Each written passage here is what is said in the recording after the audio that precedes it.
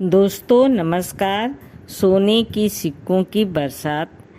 ये कहानी फकीर दास नाम के एक कंजूस की है। उसके पास कई एकड़ जमीन थी। खेती करने के लिए फकीर दास ने कई मजदूरों को रखा हुआ था। वो साहूकारी भी करता था। लोगों को कर्ज देकर फकीर दास उनसे मोटा ब्याज ऐंठता था। उसकी कंजूसी ने भी धन जोड़ने में उसकी काफ़ी मदद की।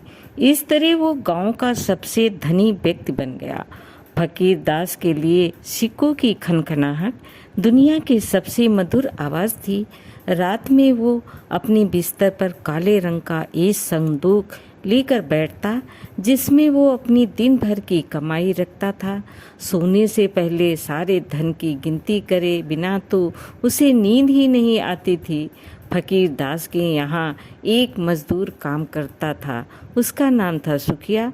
उसका परिवार फकीर दास से मिलने वाली रोज की मजदूरी पर ही अपना पेट भरता था। लालची फकीर दास जेब से कभी रुपया निकालकर खुश नहीं था। पैसे ना खर्च करने के लिए वो बहाने बनाता रहता। एक बार फकीर दास ने सुखिया को कई दिनों की मजदूरी नहीं दी। उसकी पत्नी और 5 बच्चों की भूखों मरने की नौबत आ गई। सुखिया दौड़ दौड़ा फकीर के पास पहुंचा और हाथ जोड़कर गिड़गिड़ाने लगा, मालिक कृपया मेरी मजदूरी दे दो, वरना मेरे बच्चे मर जाएंगे। कल आना, कल अभी कुछ नहीं दे सकता, हिसाब करना बाकी है। तुम्हारी पूरी मजदूरी निकालूंगा तभी तो दे पाऊंगा, कम तो दूंगा नहीं, फकीर दास ने कहा और हाथ हिलाते हुए उसे बाहर का रास्ता दिखा दिया। मालिक मैं हाथ जोड़ता हूँ, मुझे केवल 1 दिन का मेहनताना दे दीजिए ताकि मेरे बच्चे अभी अपना पेट भर सकें। सुखिया गिड़गिड़ाया, अरे कहा ना, कल आना, मेरे पास यही काम रह गया है क्या? बंद करो ये रोना धोना, जाओ यहाँ से, कहकर फकीर दास वहाँ से चला गया। इसके बाद वो सीधे अपनी पुरानी नौकर के पास जा पहुँचा और बोला, मुझे पता चला है कि कुछ जंगली सुअर मेरी फसल को खराब कर रहे हैं। खेतों की निगरानी के लिए मुझे आज रात जंगल जाना होगा। मालिक किसी को साथ ले जाना, रात में अकेले जाना ठीक नहीं। मूर्ख हो तुम, किसी को साथ ले गया तो उसे मेहनताना नहीं देना पड़ेगा। चिंता मत करो, मैं किसी ऊंचे पेड़ से पर मचान बनाकर बैठूंगा। आधी रात हो चुकी थी। फकीर दास बरगद के पेड़ पर बनाई हुई मचान पर बैठा था। धूप अंधेरा था और चारों तरफ के तरह तरह के जीवों की आवाज़ आ रही थी। फकीर ने देखा कि बरगद के पेड़ के नीचे एक और अचानक हल्का सा प्रकाश बिखरने लगा और उस रोशनी में ना जाने कहां से एक ईश्वरी आभा बनने लगी। फकीर अपनी आँखों पर विश्वास नहीं कर पा रहा था। ये सृष्टि के रचयिता भगवान ब्रह्मा थे, जो एक मंच पर विराजमान थे। देखते देखते उसके सामने 3 पुरुष भी प्रकट हो गए। 1 माह के बाद आज पूर्णिमा की रात हम फिर यहाँ एकत्रित हुए हैं। अब आप मुझे अपने अपने क्षेत्र के विकास से अवगत कराएं। स्वर्गदूत पहले आप कहिए, स्वर्गलोक का क्या समाचार है? ब्रह्मा जी ने कहा, सब कुशल है ब्रह्मदेव, सभी प्रसन्न हैं। उनमें से एक पुरुष बोला, शुभ समाचार, अति उत्तम। नरक दूत, अब आप बताइए नरक लोक में सब कैसा चल रहा है? ब्रह्मा ने वहीं बैठे दूसरे पुरुष से पूछा, कुछ विशेष नहीं ब्रह्मदेव, नरकावासी अपने पापों का प्रायश्चित कर जल्द से जल्द वहाँ से छुटकारा पाने की प्रतीक्षा कर रहे हैं। इसके बाद ब्रह्मादेव ने तीसरे पुरुष की ओर देखा और बोला, आप बताइए पृथ्वी दूत, पृथ्वी पर क्या हो रहा है? हे देव, पृथ्वी के अधिकांश भागों पर लोग आनंदमय जीवन व्यतीत कर रहे हैं। बस नज़दीक के गांव में एक गंभीर समस्या खड़ी है। वो गांव फकीर दास नाम के एक निर्दयी व्यक्ति के दुर्व्यवहार और कुकर्मों से प्रताड़ित है। अब उसके यहाँ काम करने वाले मजदूर सुखिया को ही ले लीजिए। 1 हफ्ता हो चुका है। लालची फकीर ने अब तक सुखिया को उसका मेहनताना नहीं दिया। उसका परिवार भूख से तड़प रहा है। पृथ्वी दूत, ये तो बहुत दुखद है। तुम ये थैला लो, इसमें सोने के सिक्के भरे हैं। कल रात को इन सिक्कों को सुखिया की झोपड़ी की छत से बरसा देना। ये सिक्के उस निर्धन श्रमिकों की हर जरूरत को पूरा करेंगे। इन शब्दों के साथ ब्रह्मदेव ने पृथ्वी दूत को एक थैला थमा दिया।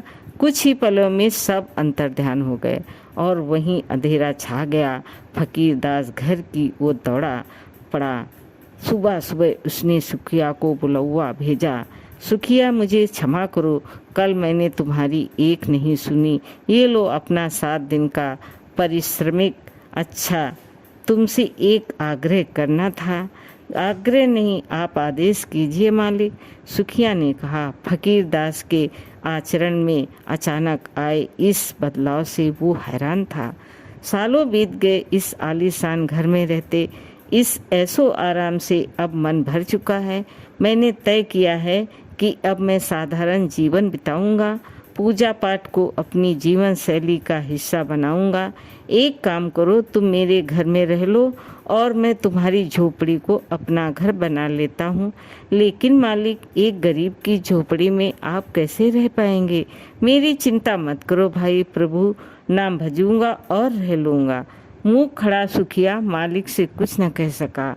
कुछ ही देर में फकीरदास सुखिया के घर पहुंच गया और सुखिया अपने परिवार को लेकर फकीरदास के शानदार मकान में। फकीरदास बड़ी बेसब्री से रात का इंतजार करने लगा। पृथ्वी दूत की प्रतीक्षा किए बिना ही फकीरदास झोपड़ी की छत पर चढ़ गया और उसने छप्पर में एक बड़ा सा छेद कर दिया। अब पृथ्वी दूत को सिक्के गिरने से में परेशानी नहीं होगी, उसने सोचा। समय बीतता गया, सुबह हो गई, लेकिन ब्रह्मा जी ने के दूत या सोने की सिक्कों की कोई खबर नहीं थी।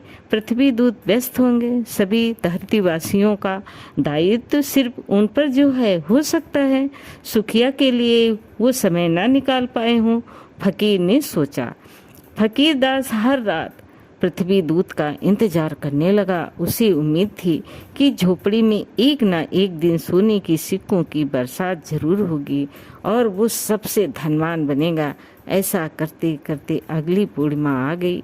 देवताओं की बात सुनने के लिए फकीरदास दोबारा जाकर मचान पर बैठ गया। आखिर पृथ्वी दूत ने ब्रह्मा जी के निर्देशों का पालन क्यों नहीं किया? आधी रात के बाद ब्रह्मा जी तीनों दूतों के साथ प्रकट हुए। स्वर्ग और नरक की जानकारी लेने के बाद ब्रह्मा जी ने पृथ्वी दूत से पूछा, पृथ्वी दूत, क्या तुमने सुखिया के घर सोने के सिक्के पहुंचा दिए? क्षमा कीजिए ब्रह्मदेव, आपके आदेश का पालन करने के लिए मैं कई बार सुखिया की झोपड़ी में गया, लेकिन मैंने जब भी नीचे झांका तो मैंने देखा कि वहाँ सुखिया नहीं फकीरदास बैठा है और वो ऊपर ही नजर गड़ाए हुए है। मैं अदृश्य था इसलिए उसे दिखाई नहीं दिया। सुखिया की झोपड़ी में फकीरदास, तो सुखिया कहाँ है? ब्रह्मा ने पूछा। मैं दुविधा में पड़ गया ब्रह्मदेव। इसके बाद मैंने सुखिया को ढूंढा। आपको आश्चर्य होगा ब्रह्मदेव, सुखिया फकीरदास के घर में रह रहा है। अच्छा, तो ये बात है।